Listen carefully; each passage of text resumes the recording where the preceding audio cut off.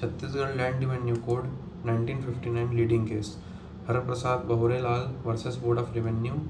Harprasad B.Horelal is applicant and Board of Revenue is non-applicant. Reference 1964 M.P.L.J.370. So subject of this case is this case is based on section 50-244 of MP Land Revenue Code. So we'll discuss fact of the case. The fact of the case is Reva Ram is a respondent. He filed an application before Tahsildar Banda for the allotment of a plot on 15 September 1958. This land was situated at Tahsil Banda, Mauja, Sahagarh.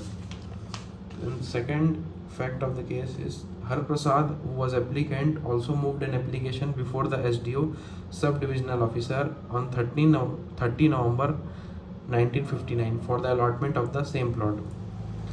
Third fact, as a result, the subdivisional officer of Banda passed an order for allotment of that said plot in favor of Harprasad B.Horelal on 15 February 1960. Also, the Tahsildar released the lease of that said land to the Harprasad on 4 March 1960. But after that, the Tahsildar and subdivisional officer both were unaware of the application of Reva Ram, or they did not take the notice of it. Therefore, Reva Ram filed an appeal before the SDO subdivisional officer against that order of release of that lease passed by the Tahsildar. Then they do first appeal, then second appeal, then division, then they go to High Court, then finally judgment. So the first appeal was to the subdivisional officer. He dismissed the said appeal because the release of lease by the Tahsildar to the plaintiff was an administrative work which he did in compliance of the order of SDO subdivisional officer.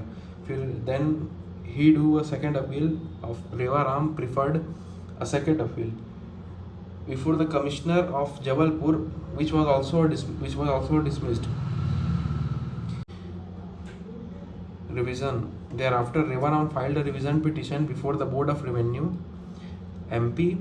The Board of Revenue set aside the order of subdivisional officer by describing it as a legal disobedience and said that the order of the SDO was inconsistent with section 244 of the said act.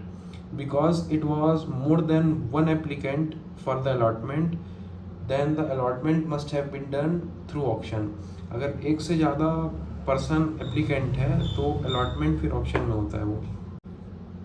High court.